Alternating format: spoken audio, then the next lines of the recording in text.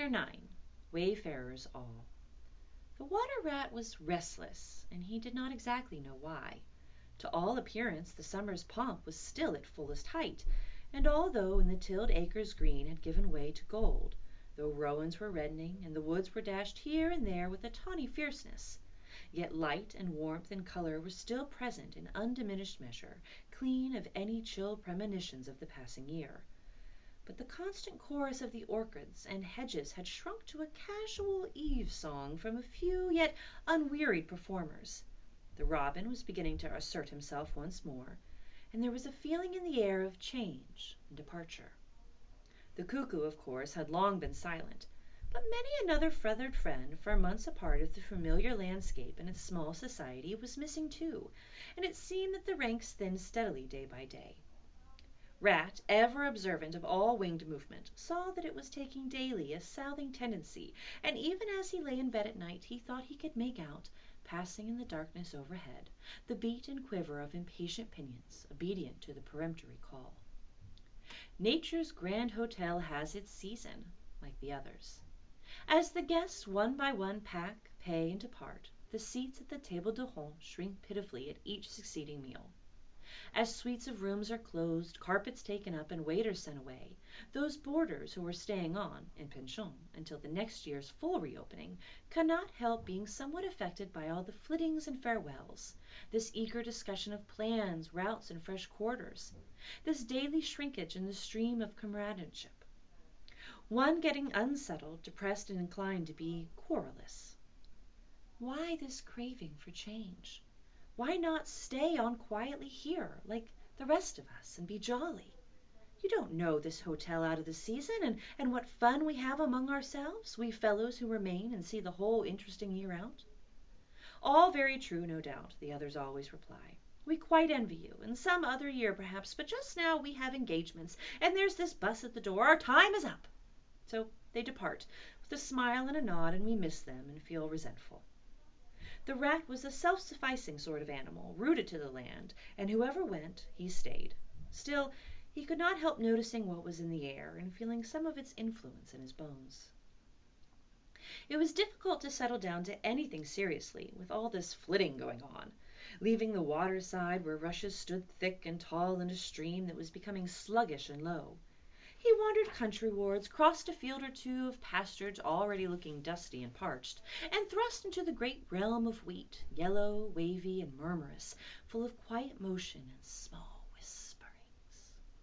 Here he often loved to wander, through the forest of stiff, strong stalks that carried their own golden sky away over his head, a sky that was always dancing, shimmering, softly talking, or swaying strongly to the passing wind and recovering itself with a toss and a merry laugh. Here, too, he had many small friends, a society complete in itself, leading full and busy lives, but always with a spare moment to gossip and exchange news with the visitor. Today, however, they were civil enough. The field mice and harvest mice seemed preoccupied. Many were digging and tunneling busily.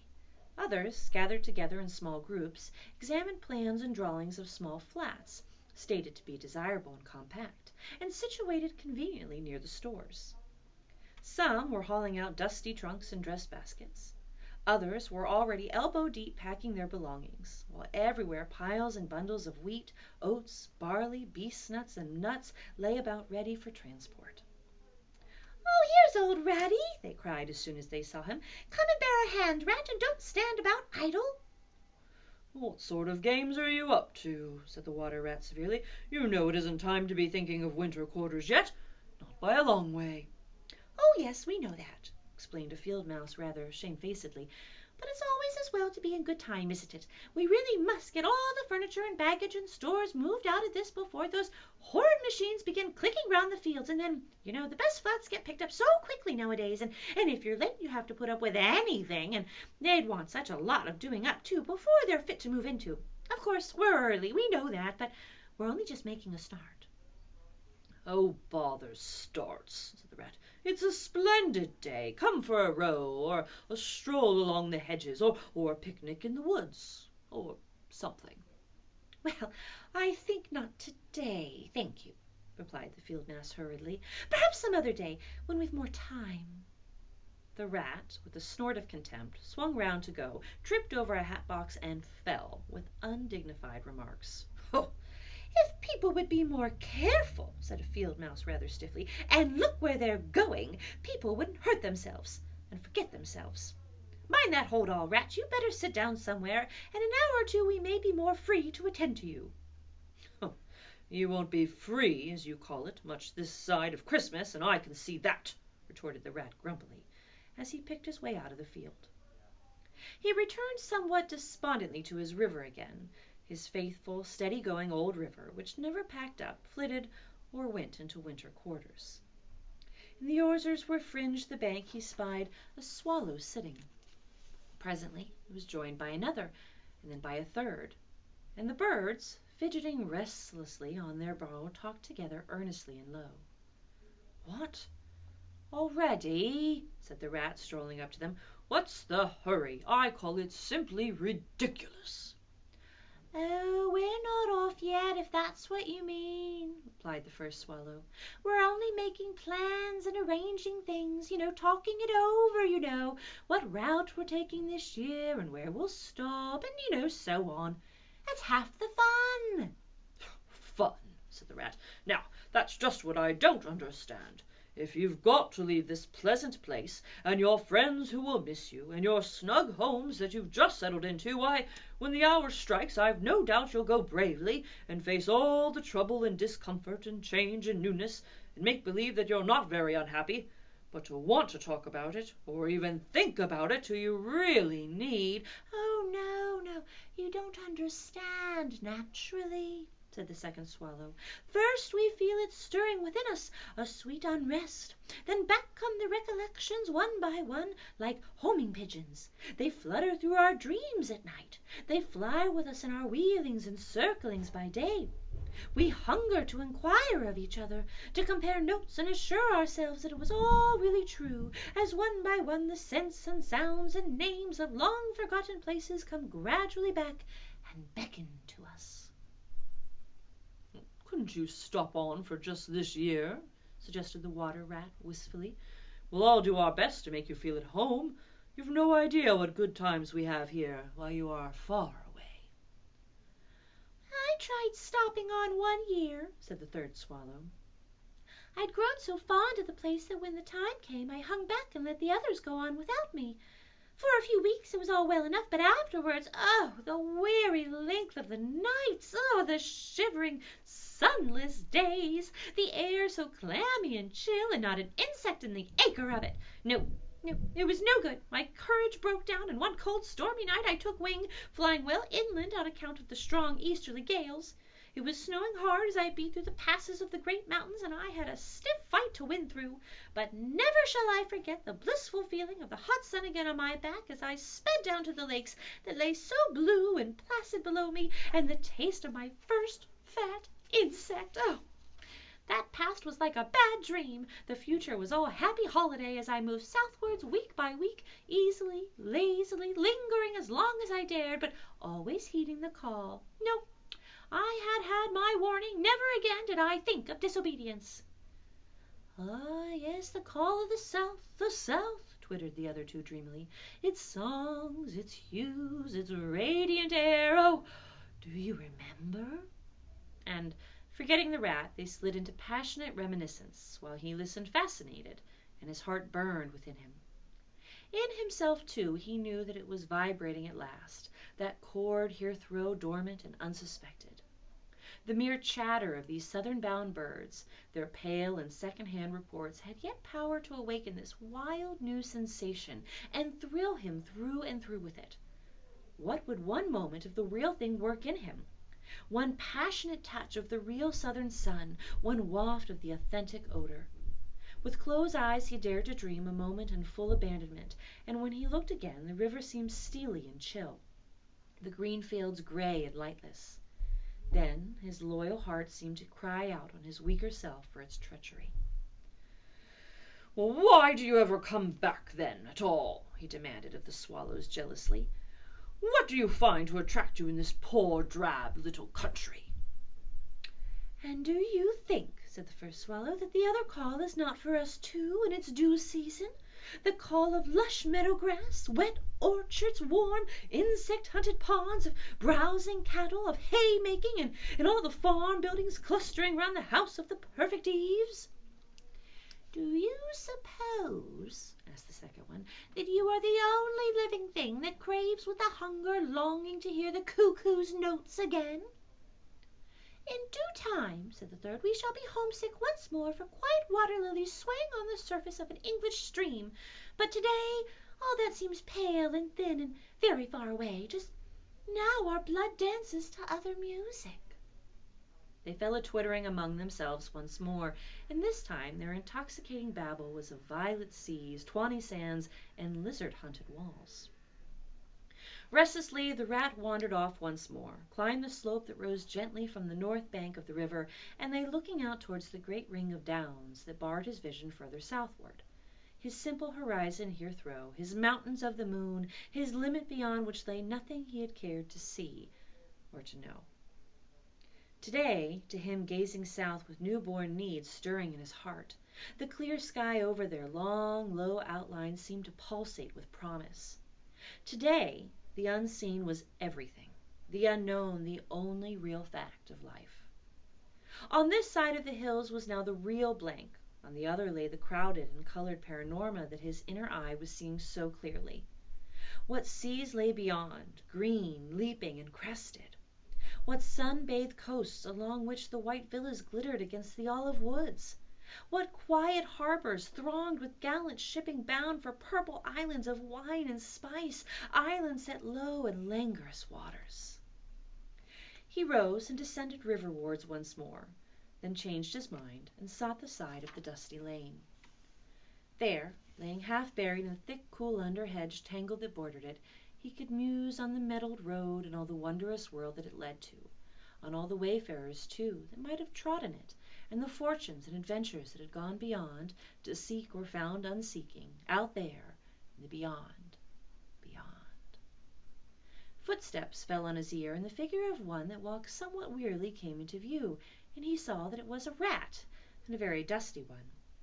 The wayfarer, as he reached him, saluted with a gesture of courtesy that had something foreign about it, hesitated a moment, and then with a pleasant smile turned from the track and sat down by his side in the cool herbage.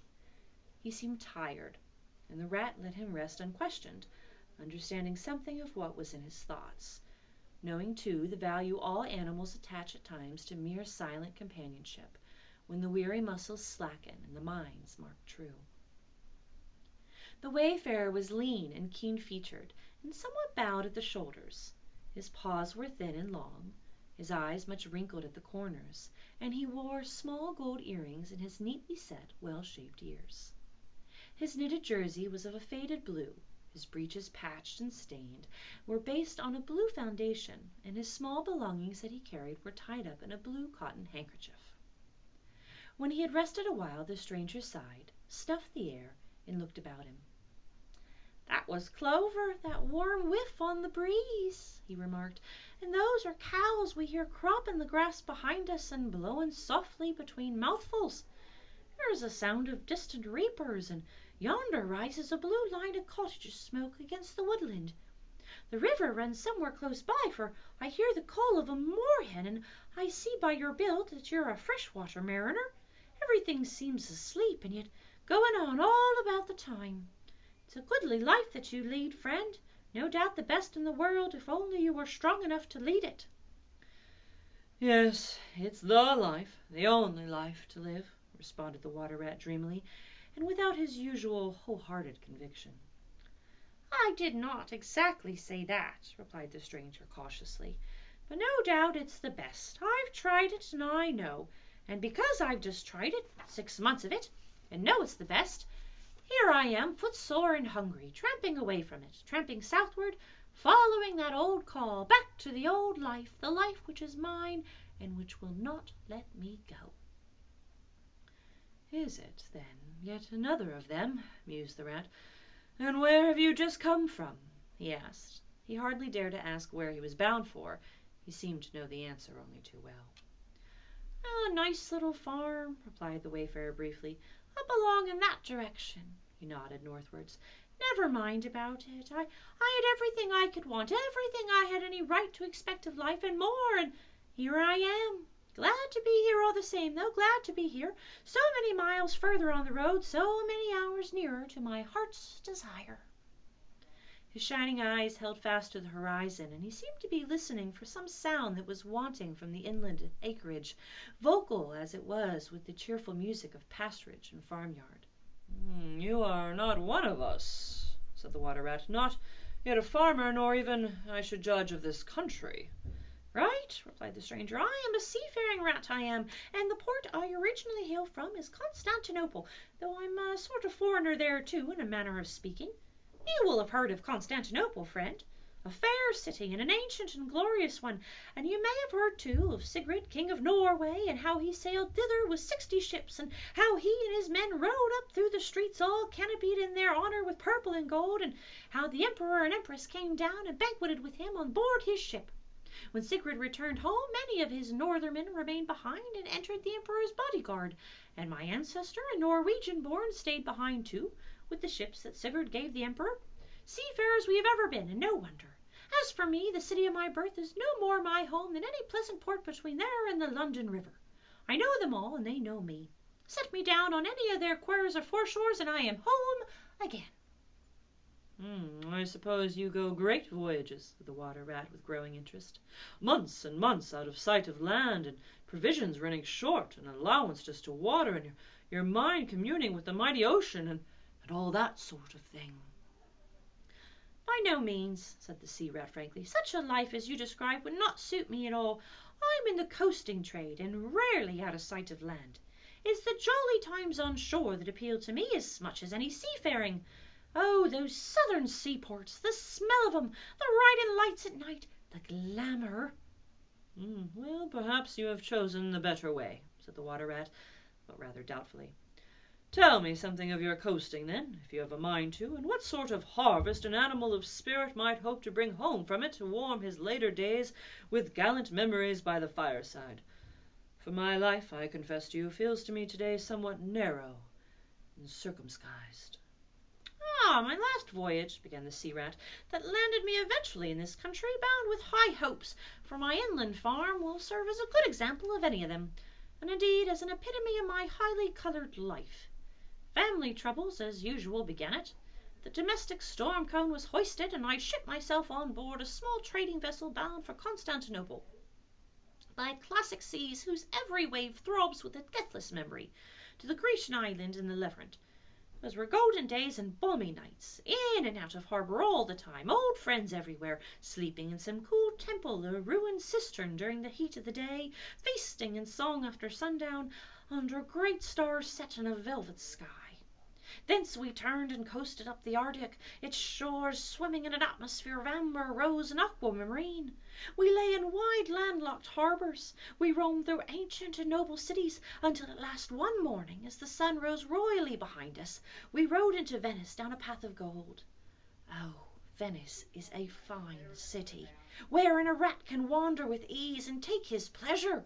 Or, when weary of wandering, can sit at the edge of the Grand Canal at night, feasting with his friends when the air is full of music and the sky is full of stars, and the lights flash and shimmer on the polished steel prows of the swaying gondolas, packed so that you could walk across the canal on them from side to side.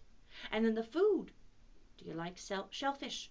Well, we won't linger over that now.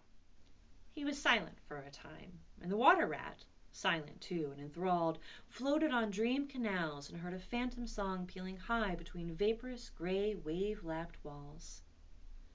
Southwards we sailed again at last, continued the sea rat, coasting down the Italian shore, till finally we made Palermo, and there I quitted for a long, happy spell on shore. I never stick too long to one ship. One gets narrow-minded and prejudiced. Besides, Sicily is one of my happy hunting grounds. I know everybody there, and their ways just suit me. I spent many jolly weeks in the island, staying with friends up country, and when I grew restless again I took advantage of a ship that was trading to Sardinia and Corsica, and very glad I was to feel the fresh breeze and the sea spray in my face once more. But isn't it very hot and stuffy down in the hold? I think that's what you call it, asked the water rat. The seafarer looked at him with the suspicion of a wink. I'm an old hand, he remarked with much simplicity. The captain's cabin's good enough for me. "Oh, it's a hard life, by all accounts," murmured the Rat, sunk in deep thought. For the crew it is, replied the seafarer gravely, again with the ghost of a wink. From Corsica, he went on, I made use of a ship that was taking wine to the mainland. We made a lasso in the evening, lay low, hauled up our wine casks, and hove them overboard, tied one to the other by a long line. Then the crew took to the boats and rowed shorewards, singing as they went, and drawing after them the long bobbing procession of casks, like a mile of porpoises. On the sands they had horses waiting, which dragged the casks upon the steep street of the little town with a fine rush and clatter and scramble. When the last cask was in, we went and refreshed and rested, and sat late into the night drinking with our friends, and the next morning I was off to the great olive woods for a spell and a rest. For now I had done with islands for the time, and ports and shipping were plentiful, so I led a lazy life among the peasants, lying and watching them work, or stretched high on the hillside with the blue Mediterranean far below me. And so, at length, by easy stages, and partly on foot and partly by sea, to Marseilles, and the meeting of the old shipmates, and the visiting of great ocean-bound vessels, and feasting once more. Oh, talk of shellfish! Why, sometimes I dream of the shellfish in Marseilles, and wake up crying. Well, that reminds me, said the polite Water Rat. You happened to mention that you were hungry, and I ought to have spoken earlier. Of course you will stop and take your midday meal with me. My hall is close by. It's some time past noon, and you are very welcome to whatever there is. Now I call that kind and brotherly of you, said the Sea Rat. I was indeed hungry when I sat down, and ever since I inadvertently happened to mention shellfish, my pangs have become extreme. But couldn't you fetch it along out here? I'm none too fond of going under hatches, unless I'm obliged to, and then, while we eat, I could tell you more concerning my voyages and the pleasant life I lead. At least it's very pleasant to me, and by your attention I judge it commends itself to you, whereas if we go indoors it is 100 to 1 that I shall presently fall asleep. That is indeed an excellent suggestion, said the Water Rat, and hurried off home. There he got out the luncheon basket, and packed a simple meal, in which, remembering the stranger's origins and preferences, he took care to include a yard of long French bread, a sausage out of which the garlic sang, some cheese which lay down and cried, and a long-necked, straw-covered flask containing bottled sunshine shed and garnered on far southern slopes. Thus laden, he returned with all speed, and blushed for pleasure at the old seaman's commendations of his taste and judgment, as together they unpacked the basket and laid out the contents on the grass by the roadside. The Sea Rat, as soon as his hunger was somewhat assuaged, continued the history of his latest voyage, conducting his simple hearer from port to port of Spain, landing him at Lisbon, Oporto, and Bordeaux, introducing him to the pleasant harbours of Cornwall and Devon, and so up the Channel to their final quayside, where, landing after winds long contrary, storm-driven and weather-beaten, he had caught the first magical hints and heraldings of another spring, and, fired by these, had sped on a long tramp inland, hungry for the experiment of life on some quiet farmstead, very far from the weary beating of any sea. Spellbound and quivering with excitement, the Water Rat followed the adventurer league by league, over stormy bays, through crowded roadsteads, across harbor bars on a racing tide, up winding rivers that hid their busy little towns round a sudden turn, and left him with a regretful sigh planted at his dull inland farm, about which he desired to hear nothing.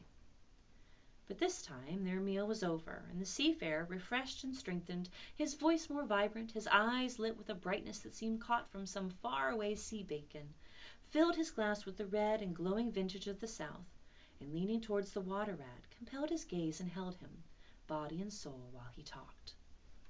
Those eyes were of the changing foam-streaked grey-green of leaping northern seas, and the glass shone a hot ruby that seemed the very heart of the south, beating for him who had courage to respond to its pulsation. The twin lights, the shifting gray and the steadfast red, mastered the Water Rat and held him bound, fascinated, powerless. The quiet world outside their rays receded far away and ceased to be, and the talk, the wonderful talk, flowed on, or was it speech entirely, or did it pass at times into song? chanty of the sailors weighing the dipper anchor, sonorous hum of the shrouds in a tearing northeaster, ballad of the fisherman hauling his nets at sundown against an apricot sky, chords of guitar and mandolin from gondola or keg. Did it change into the cry of the wind, plaintive at first, angrily shrill at its freshened, rising to a tearing whistle, shrinking to a musical trickle of air from the leach of the bellying sail? All these sounds the spellbound listener seemed to hear, and with them the hungry complaint of the gulls and the seamews, the soft thunder of the breaking wave, the cry of the protesting shingle.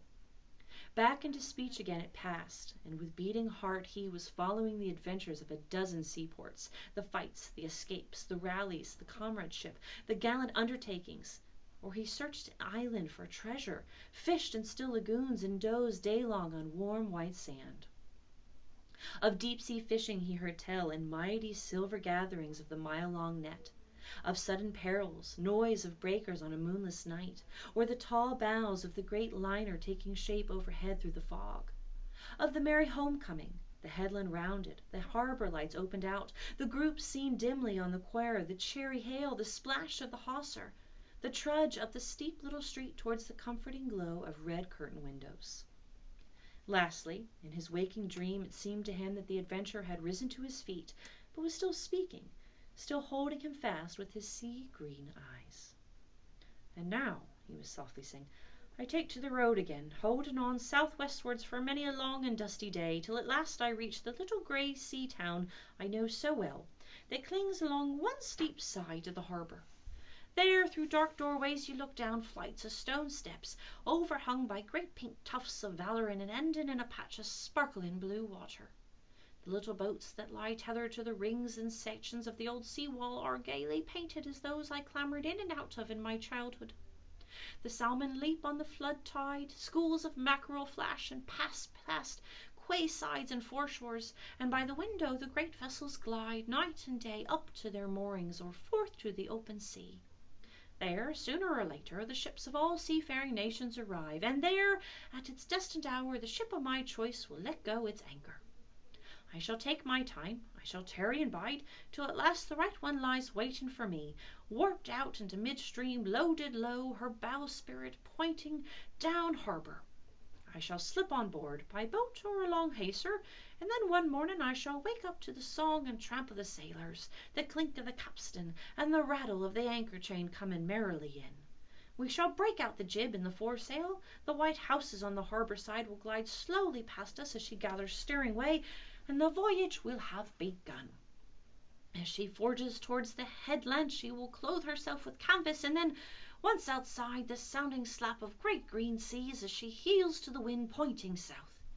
And you will come too, young brother, for the days pass and never return, and the south still waits for you. Take the adventure, heed the call, now ere that irrevocable moment passes.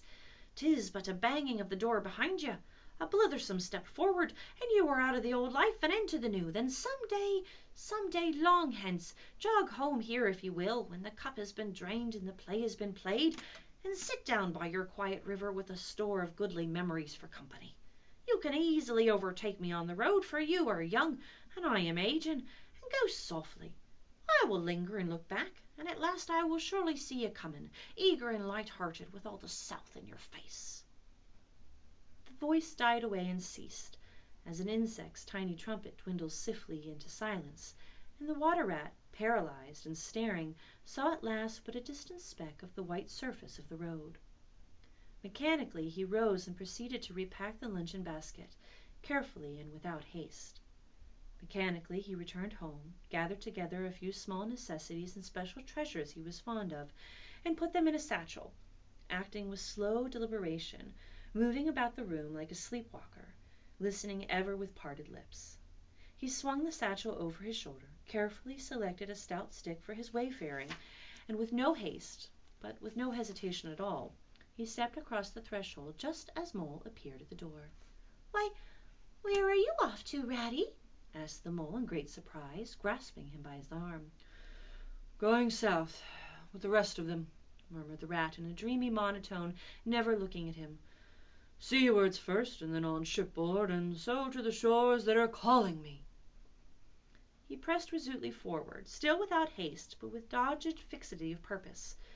But the mole, now thoroughly alarmed, placed himself in front of him, and looking into his eyes saw that he was glazed, and set and turned a streaked and shifting grey, not his friend's eyes, but the eyes of some other animal. Grappling with him strongly, he dragged him inside, threw him down, and held him. The rat struggled desperately for a few moments, and then his strength seemed suddenly to leave him, and he lay still and exhausted, with closed eyes, trembling.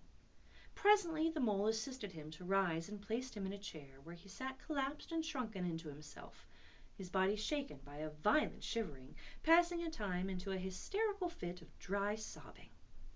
Mole made the door fast, threw the satchel into a drawer, and locked it, and sat down quietly on the table by his friend, waiting for the strange seizure to pass. Gradually the rat sank into a troubled doze, broken by starts and confused murmuring of things strange and wild and foreign to the unenlightened mole, and from that he passed into a deep slumber. Very anxious in mind, the mole left him for a time and busied himself with household matters, and it was getting dark when he returned to the parlor and found the rat where he had left him, wide awake indeed, but listless, silent, and dejected. He took one hasty glance at his eyes, found them, to his great gratification, clear and dark and brown again as before, and then sat down and tried to cheer him up and help him to relate what had happened to him. Well, poor Ratty did his best by degrees to explain things, but how could he put into cold words what had mostly been suggestion? How recall, for another's benefit, the haunting sea voices that had sung to him? How reproduce at second hand the magic of the seafarer's 100 reminiscences? Even to himself, now the spell was broken and the glamour gone, he found it difficult to account for what had seemed, some hours ago, the inevitable and only thing. It is not surprising, then, that he failed to convey to the mole any clear idea of what he had been through that day. To the mole this much was plain. The fit or attack had passed away, and had left him sane again, though shaken and cast down by the reaction. But he seemed to have lost all interest for the time in the things that went to make up his daily life, as well as in all pleasant forecastings of the altered days and doing that the changing season was surely bringing. Casually, then, and with seeming indifference, the mole turned his talk to the harvest that was being gathered in, the towering wagons and their straining teams, the growing ricks, and the large moon rising over bare acres dotted with sheaves. He talked of the reddening apples around, and of the browning nuts, of jams and preserves, and the distilling of cordials, till by easy stages such as these he reached midwinter, its hearty joys and its snug home life, and then he became simply lyrical. By degrees the rat began to sit up and then to join in. His dull eyes brightened, and he lost some of his listless air. Presently the tactful mole slipped away and returned with a pencil and a few half-sheets of paper, which he placed on the table at his friend's elbow. "It's quite a long time since you did any poetry," he remarked. "You might have a try at it this evening, and instead of, brooding over things so much, I have an idea that you'll feel a lot better when you've got something jotted down, even if it's only just the rhymes." The rat pushed the paper away from him wearily, but the discreet mole took occasion to leave the room, and when he peeped in again some time later, the rat was absorbed and deaf to the world, alternately scribbling and sucking the top of his pencil. It is true that he sucked a good deal more than he scribbled, but it was joy to the mole to know that the cure had at last begun.